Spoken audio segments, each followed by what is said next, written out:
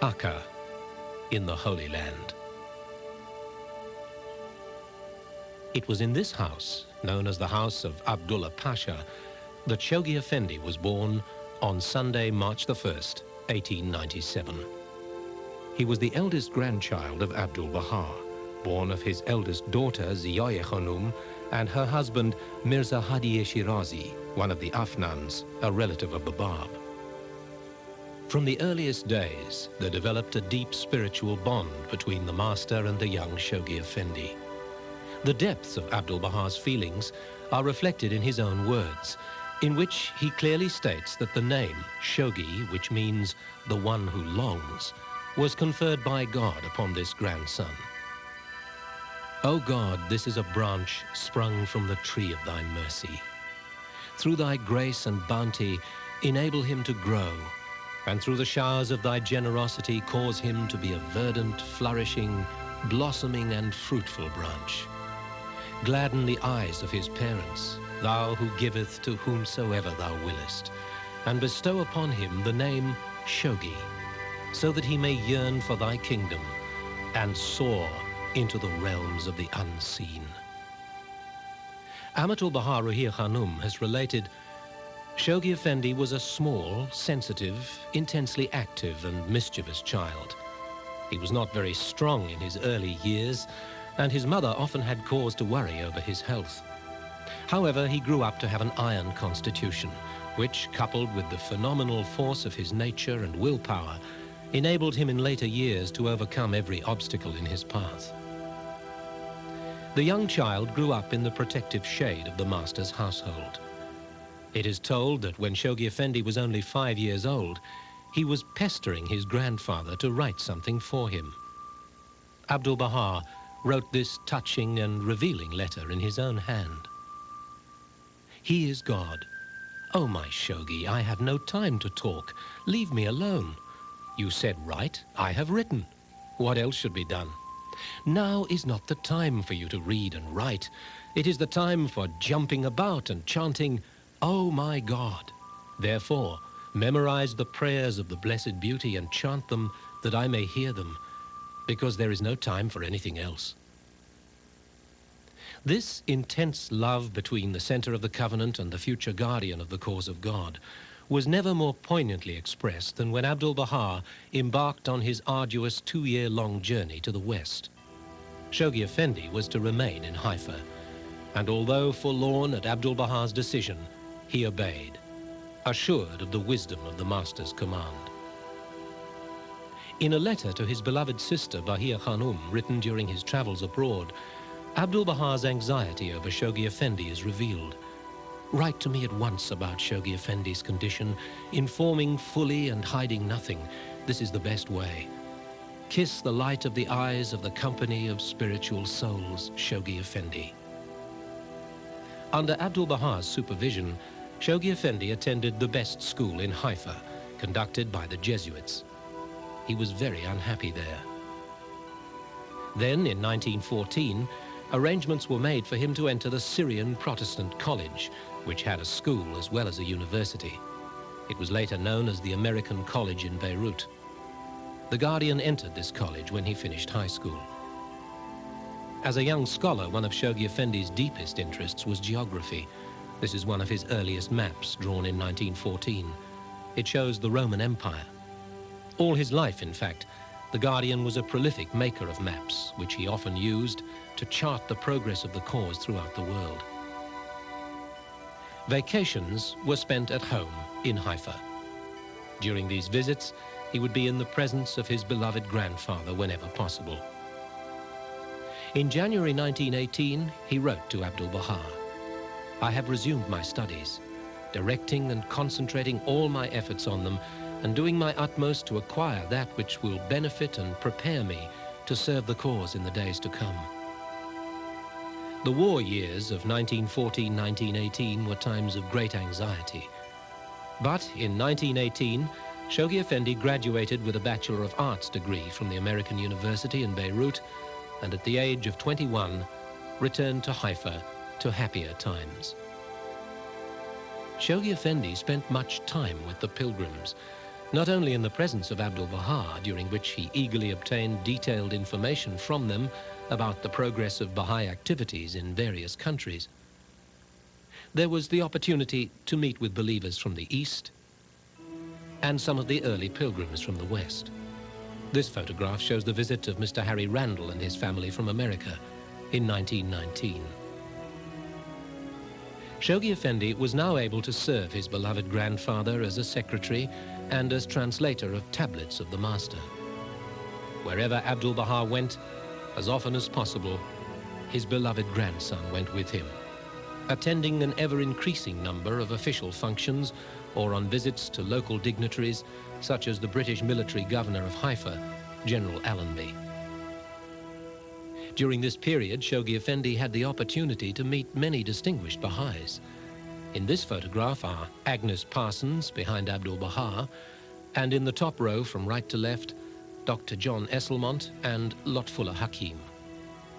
Dr. Hakim would many years later serve on the International Baha'i Council and on the First Universal House of Justice.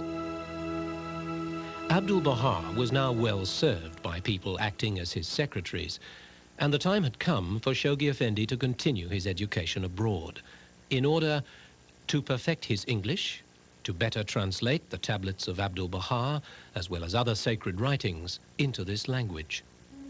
With Abdul-Baha's blessing, in the spring of 1920, he left Haifa for England and was admitted to Balliol College, Oxford. In a letter of October the 18th, 1920, he writes, "God be praised. I am in good health and full of hope, and trying to the best of my ability to equip myself for those things I shall require in my future service to the cause. My hope is that I may speedily acquire the best that this country and this society have to offer, and then return to my home and recast the truths of the faith in a new form, and thus serve the Holy Threshold." During his time at Oxford, Shoghi Effendi distinguished himself as a peerless scholar of English, which he loved, and into which he was to translate the writings of the Baha'i cause to a standard which will never be surpassed. While in England, Shoghi Effendi often visited the Baha'is of Manchester, one of England's earliest communities.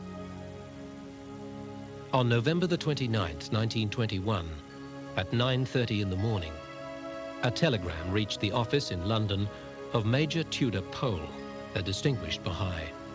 It read, "His Holiness Abdul-Baha ascended Abha Kingdom. Inform friends. Greatest Holy Leaf."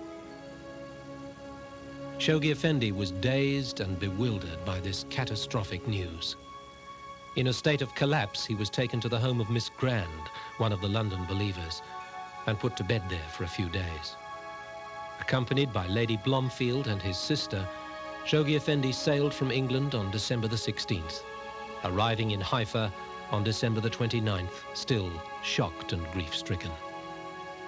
Awaiting him in Haifa was the only person who could offer any measure of comfort, his beloved great-aunt, Bahia Khanum, the greatest holy leaf, the sister of Abdul-Baha.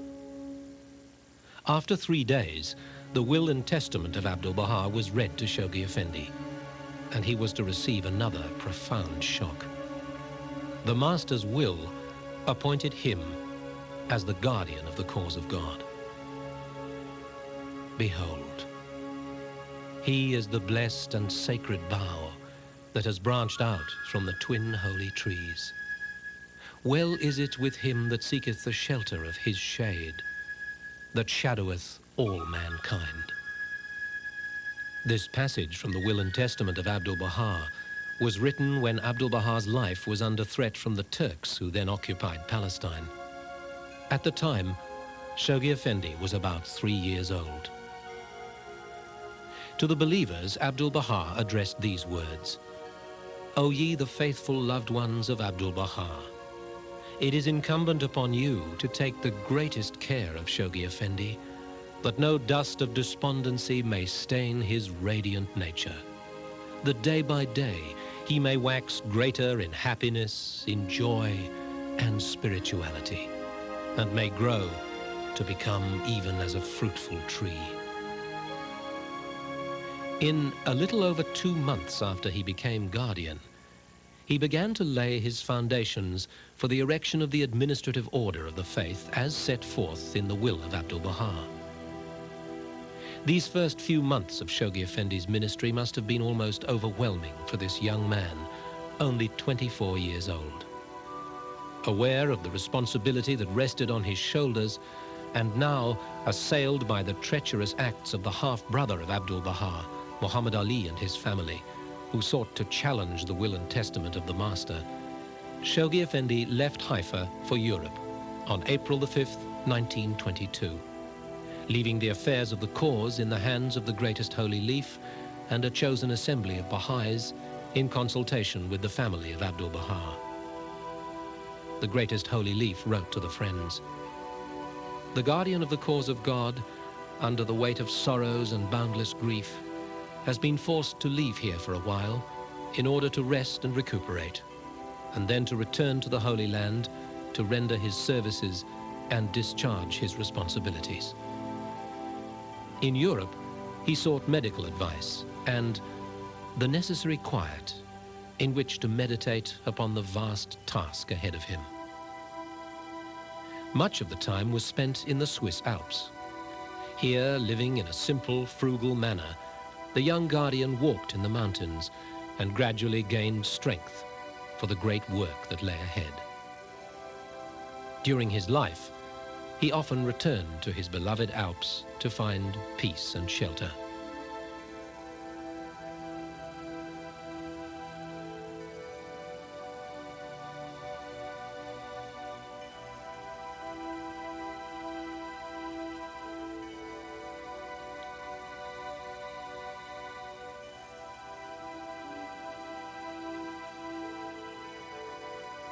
In the early days of his ministry, Shoghi Effendi held regular meetings in the home of Abdu'l-Baha, and the Baha'i world soon began to feel a new direction through the wisdom and authority of the communications that Shoghi Effendi began to issue.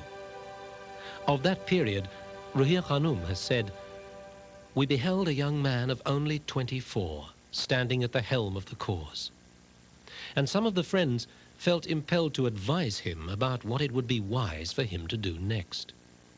We quickly came to realize that he was not only divinely guided, but had been endowed by God with just those characteristics needed to build up the administrative order, unite the believers in common endeavor, and coordinate their worldwide activities."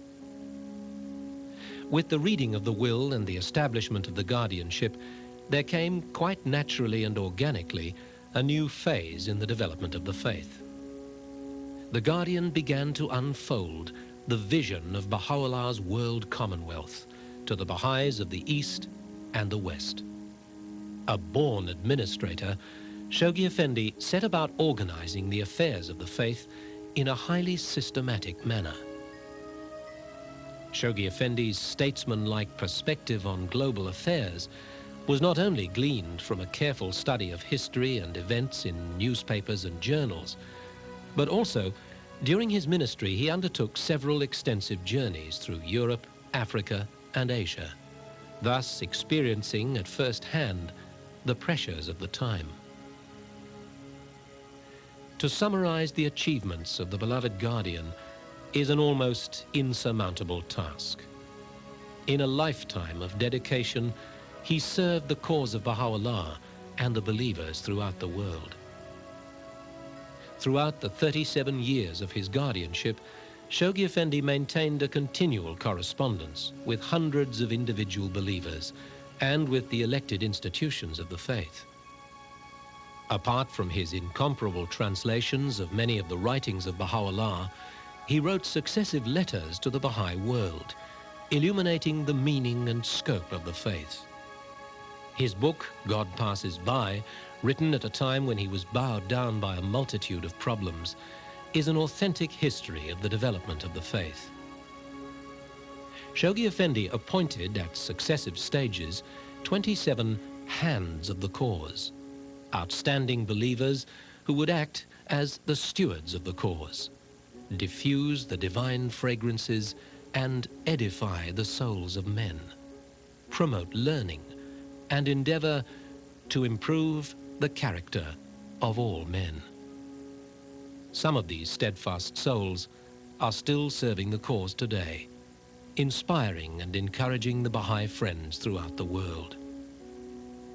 Appointed to the institution of the Hands in 1952 was Shoghi Effendi's wife, Amatul Baha Ruhiyya Khanum, who has become known and loved by Baha'i communities the world over. One of the hands of the cause, the late Leroy Iowis, has given us this impression of Shoghi Effendi. Everything about Shoghi Effendi was refined, delicate, beautiful, glorious. The quality that stands out the most was his rare humility. Shoghi Effendi never spoke of himself as the guardian. Another virtue which we don't understand is a love that I am unequal to describe. How deeply he loved every person. The weight of the world was on his shoulders. What could he do for this one, that one, the servants working in the garden, everyone? A kindness to reach out to every heart, to make everyone happy. Ruhiyya Khanum tells us that throughout the long years of the guardianship, Shoghi Effendi was seldom able to enjoy the comfort of close personal relationships with individuals. Dr. John Esselmont was one dear and trusted friend who served as his assistant for some years. The guardian deeply mourned his passing. Shoghi Effendi's life's work was centered in his wish to fulfill the intentions of Abdul Baha.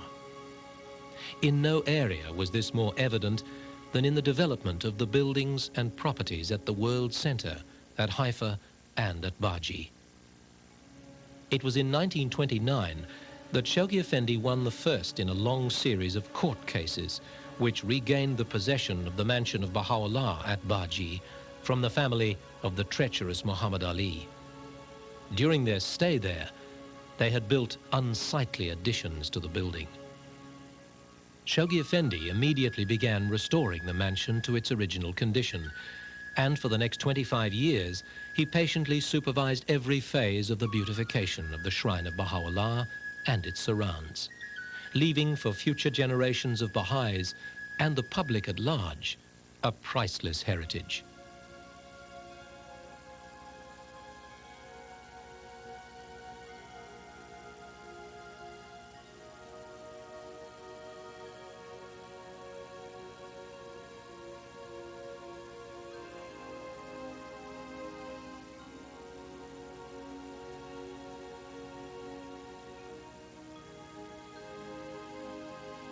When Abdul Baha passed away in 1921, the Bab's resting place was a simple stone structure on the slopes of Mount Carmel. According to the wishes of Abdul Baha, Shoghi Effendi supervised and directed the design and construction of an exquisite superstructure, befitting the shrine of the martyr prophet of the Baha'i faith.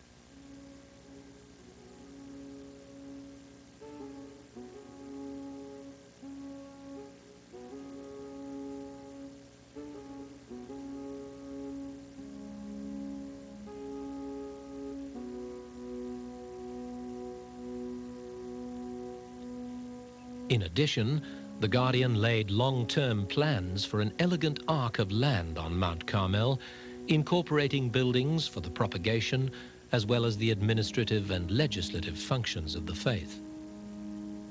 Also supervised by the beloved Guardian was the construction of the International Archives building to house the precious relics and original writings of the faith. Shoghi Effendi planned befitting monuments over the graves of Bahia Khanum, the greatest holy leaf, Mirza Mehdi, the younger brother of Abdul Baha, known as the purest branch, Nawab, the wife of Baha'u'llah, and Munir Khanum, the wife of Abdul Baha. The placement of every detail in all this work was personally supervised by Shoghi Effendi. The gardens, too, came under his loving care and design. No stage of the development was completed without his approval. Every aspect reflects the refined artistic taste of Shoghi Effendi.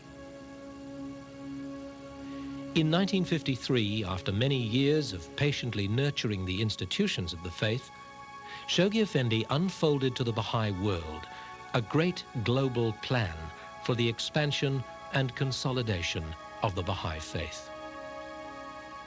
This 10-year crusade, as Shoghi Effendi named it, would take the faith to all corners of the world by teaching, proclamation, and the placement of Baha'i pioneers, often in very remote areas. It included the building of houses of worship in Australia, at Mona Vale near Sydney, in Africa, at Kampala in Uganda, and in Europe, at Langenheim in Germany. Victory followed victory. The culmination of this great plan was to be the celebration of the centenary of the Declaration of Baha'u'llah in 1963. Its conclusion marked by the election of the supreme institution of the Baha'i faith, the Universal House of Justice. But suddenly, on November the 4th, 1957, the Baha'is of the world were stunned and thrown into the depths of despair by this cable from a grief-stricken Ruhiya Khanum. Shoghi Effendi, beloved all hearts, sacred trust given believers by Master, passed away suddenly, heart attack in sleep, following Asiatic flu.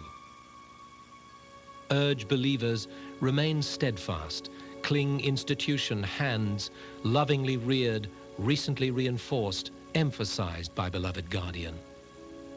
Only oneness of heart, oneness of purpose, can befittingly testify loyalty all national assemblies and believers to departed guardian, who sacrificed self utterly for service faith. Shoghi Effendi, the sign of God on earth who had been visiting London when he passed away, was laid to rest by a grieving company of mourners from many parts of the world on Saturday the 9th of November, 1957. His resting place at the Great Northern London Cemetery is marked by a Corinthian column in white Carrara marble, surmounted by a globe of the world, showing the map of Africa, and crowned by the symbol of victory, a golden eagle. On the column are carved these words from the Will and Testament of Abdu'l-Baha.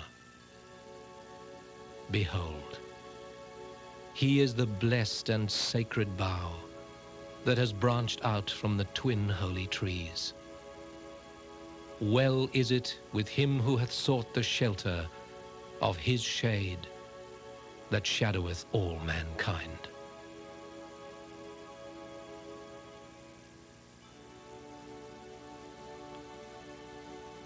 Salutation and praise, blessing and glory rest upon that primal branch of the divine and sacred lote tree, grown out, blessed, tender, verdant, and flourishing from the twin holy trees. The most wondrous, unique, and priceless pearl that doth gleam from out the twin surging seas.